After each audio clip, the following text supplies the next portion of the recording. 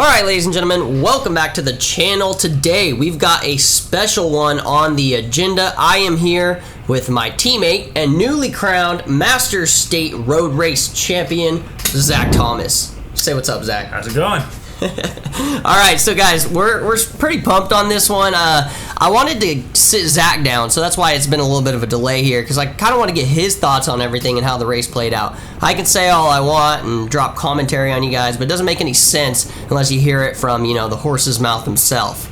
So, a little bit of background for you guys. This is a Hunte Parkway Road Race, and it's a 3.1 mile course. I think, how many laps did you guys do this day, or how many 36 miles overall, so that would have put it at 12 laps. Okay, yeah. Right on. So they did 12 laps. This is actually the SCNCA District Championship. I know, some people, I think NorCal Cycling, Jeff called out last year. He was like, stop saying it's the state championship. But, he just posted a video and said Reichert was the state champ. So, I mean, what is it? Right. But nonetheless, guys, this is the SoCal District Champs. This is the 35 plus field. In this field, you had quite a few hitters. You want to call out a few of the people that you had your eyes on? Yeah, definitely Kevin Festini from SDBC, Kyle Cooper from Ride Bikes Racing. Those are the two ones that I definitely had my eye on. Like, I consider strong racers, real experienced racers. Kyle's the defending state or SCNCA champ. Yeah, he was right? the defending champion. So, right on. And we all know Kevin, Mr. 450 watts for 20 minutes or 30 minutes or whatever he wants to do, right? Yeah. Did you think they were going to try and get away on the day or no?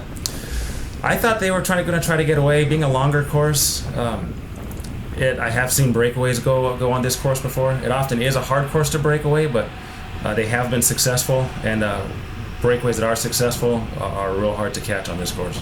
Let's talk about that, right? So, I think we've seen, and maybe you have a little bit of home court advantage here, right? You know how this course plays. So, one thing that I think we noticed a lot is people trying to sort of get away on the downhills. And, it's kind of a futile attempt. So I've covered this in other videos on Hunte Parkway because we do race a Wednesday night series here. And it's always interesting because I did this a lot when I was first racing Hunte Parkway. Yeah. I'm going to go on the downhill because it always felt like the right move. Yeah, you feel so fast. You're going, you just feel like you're getting away and you're just pedaling your brains out in 40 miles an hour, and you look back and there's a string of people behind you. It's like a 3-second gap. Yeah. So this is a pedaling descent. I think that's one thing to note here. And then a couple other defining features of the course real quick before we dive into sort of how the race played out. The L shape at the end, that's kind of a new addition compared to like the weekly series. RC Adrenaline Circuit, I think, used to be the name of this race, right? Yeah, back before my riding days, this was a sanctioned race several times, and they did do the extra little L up at the top, which does actually add some interesting dynamic to the course vice the Wednesday night hot dog. Just that extra right-hand turn and the extra sweeping left definitely changes the overall feel of the course, I think. I think I would almost say it kind of slows everybody down before the down, or before you make that right-left, right, and then it drops into the downhill. Do you feel like people were attacking there, or was that kind of a good spot to get away? I mean, I know we've done this, right? Yeah, I always felt like the L at the top of the course was a good place to either move up or to try to get away, because you had a slight downhill and then a flat section before you actually got into what we'd call the descent part of the course, versus the standard hot dog where it's just a hairpin, and so you don't really get to pick up any speed before hitting the downhill. That's fair, and I think also, downhill gives you a little bit of a chance to rest after you probably throw a huge attack through like the start-finish. You make the right-hander. So, guys, just for a note too, the start-finish is right as you crest the hill, and then it flattens out for a long little run there. Then you bang the right-hander, you go around a little L shape. But another defining feature of this course are the two, climbs. It's kind of one extended climb, right? You want to talk on those a little bit? Yeah, coming from the bottom hairpin, there's definitely a good kicker. I'm not sure on the gradient. It's a good. I think it's like 4 to 5%. Yeah, and if the field is hot, it's a good 600 watt effort up and over. You've got a little bit of a descent, a little coaster, flattens out, then you've got a second riser up to the finish line, which is a little bit longer, maybe not quite as steep, but it definitely that definitely adds some dynamic to the race. I think that's definitely gonna, as you guys will see, that plays to Zach's strengths here in a little bit, but we won't spoil too much. But first thing let's talk about though is let's dive into some of the breakaway attempts that we saw going downhill and talk about sort of the dynamic of the field. All right, so as we touched on, Spencer is your only teammate in this race. Obviously, there's 5 of us on the squad, but myself, Adam, and Colin, the baby of the bunch. We're not quite Master's age yet, so we don't get to race the 35 plus with all you old cats. So, but it definitely changes the dynamic of the field overall. So, I mean, do you want to speak to that a little bit and sort of what you were seeing in this 35 plus field that you maybe wouldn't see in like a regular Cat 3 field or something? Yeah, or Cat 1 through 3 field. Yeah, and being that this was a Cat 1 through field, there's a Cat 1 through 3 field. You got a lot of experienced racers here. There's a lot of experience in the bunch. These 36, 37, 38-year-old Cat 1s have been racing since their collegiate days. So that's always a good field to ride in. These guys know what they're doing. They ride safe. Doesn't mean they're not taking chances, but they're you'd hope a little less squirrely than some of the younger guys. Yeah, being that this was it was a championship race, there's more at stake on the finish line. So I definitely felt like people were in it to win it. It wasn't just I'm out here for another bike race. The guys that were here they're going for it. Early on, you saw a lot of break attempts going. You saw a lot of strong guys trying to get out there.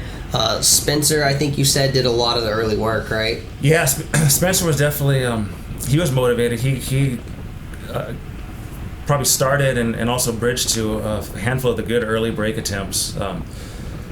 Was it just about a month earlier at the Barrio Logan Grand Prix? That worked out for him. Spencer got started in a first lap break and held it on for the rest of the race. He took the podium, took the win that way. So. We knew he could do it. He knew he could do it. He's done it before. Spencer has been covering all these attacks. What then happened? Yes, by this point, obviously everyone's kind of getting a little more. Everyone's getting a little tired. They kind of spent their legs, so it definitely kind of calmed down. There were still people trying to string it out, but not quite as animated as it was in the first half of the race or so. Do you think there was like a defining moment where you're like, this is going to be a sprint? I kind of figured it would be a sprint, kind of going back to the characteristics of the course. With that big, long downhill, you can really recover on that downhill, and then you make a hairpin turn, and you come right back into those 2 rollers. So with a motivated field, I think it is hard for someone to get away and stay away unless you've got the right combination of guys.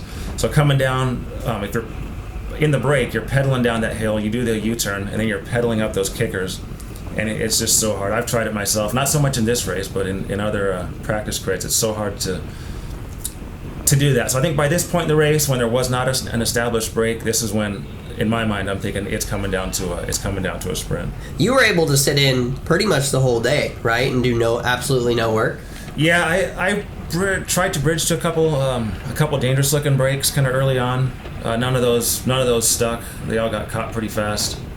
Or I would bring the field up to one that looked a little bit dangerous. Which also kind of plays into your strengths, right? Because I was hoping to bring it to a sprint. I know how to sprint this course. We've only done it how many times? 30? Yeah. 40? Yeah. All right, well, let's, speaking of sprints, let's go ahead, jump to the end of this race and see how it all pans out and watch Zach throw down some watts.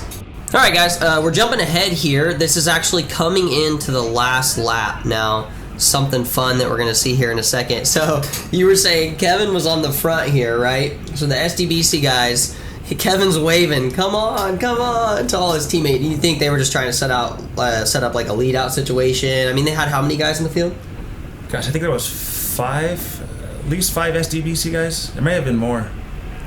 So they should have some bit of organization at this point, right? And so you're kind of sitting in a good spot here behind 2 of the SDBC guys. And who would you guess would sprint if it was going to come down to it? I mean, usually it would be Conrad, right? Yeah, I definitely figured Conrad was a sprinter for the day. I know he's really strong. He's got a good sprint. At this point, Kevin's on the front trying to control the pace, trying to get the team to form up behind him. Also at this point, I was the only teammate in the race. Spencer had ended up pulling out, had some stomach issues and dropped. So I'm flying solo. So now I'm relying on the other wheels for my lead out. Wheel surfing? Yeah, definitely doing some wheel surfing here. So, I mean, that's a good point, man. So talk us through, I think every time we go to Hunte Parkway, we pretty much race it solo. Once in a while, we'll come in with like 3 or 4 guys and be like, all right, let's try and get some organization in play today. Yeah. But, usually we try and race Hunte Parkway as individuals, right? So what were you thinking? I mean, this is like textbook for you, right? You've done this however many times we've raced Hunte Parkway. So when you're surfing wheels on this particular course, what are your thoughts? Especially going into the downhill right here. Going to that downhill, I just wanted to be in a position where I wouldn't get boxed in, or I wouldn't get gapped. I know sometimes the last lap is always pretty hot.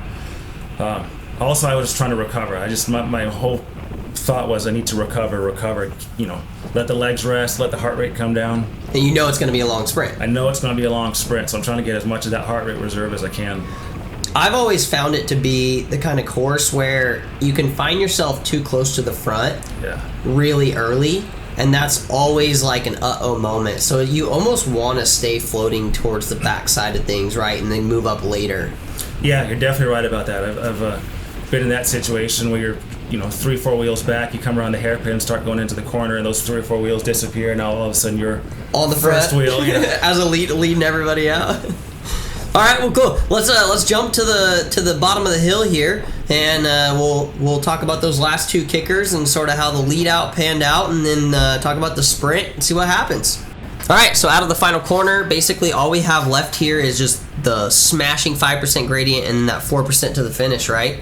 So Martin with SDBC comes flying by you here. What were you thinking when you got in this situation? You're still pretty far back. Did you think you had time? At this point, I was farther back than I'd hoped to be. I hadn't been able to make up the wheels that I was trying to on that first little rise out of the corner.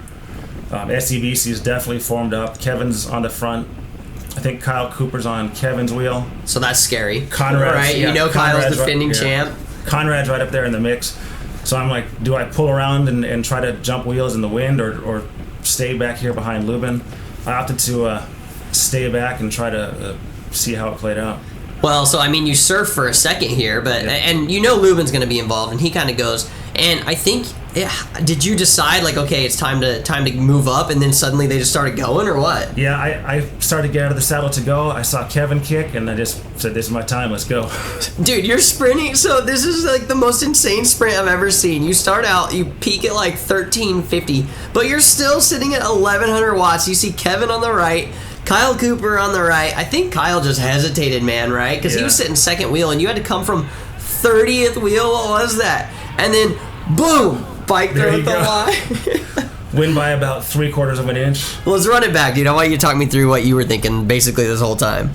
All right, so backing up here, back to the part where Martin starts to slot up. I basically want you to break down what's going through your head throughout this entire sprint. I got too hyped, so walk me through it, man. So I know you were talking about moving up and being in the right position. Yeah, so I know I'm too far back, so now I'm rethinking my strategy as far as what's going to go when the sprint starts. I know I have a long sprint.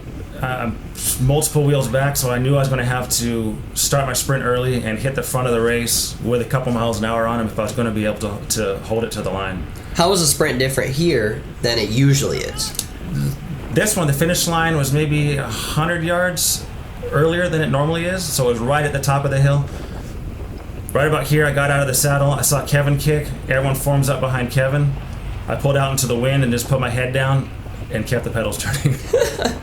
This is just, oh my god, every time I see it. And so talk about that margin of difference that you guys finished, right? It came down to a bike throw. So, obviously we don't have a rear cam here, but Kyle jumps as soon as he, sees you come by. He realizes you've got speed. The finish line is sooner than it usually is, which probably helped here. It did.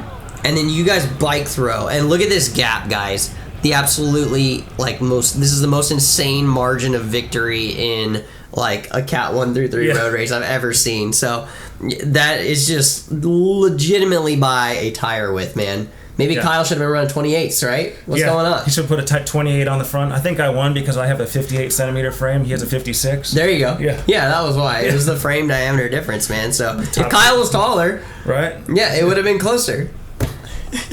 No, just giving you a hard time. Kyle, drop a comment below. Tell us what you think. Anyway, that's pretty much the race, guys. Stoked to crown Zach the new SCNCA Road Race champion of SoCal. There you go. I'm gonna make up the jersey, but just a quick note here and a reminder that Zach is a Cat 3 and just dunked on y'all.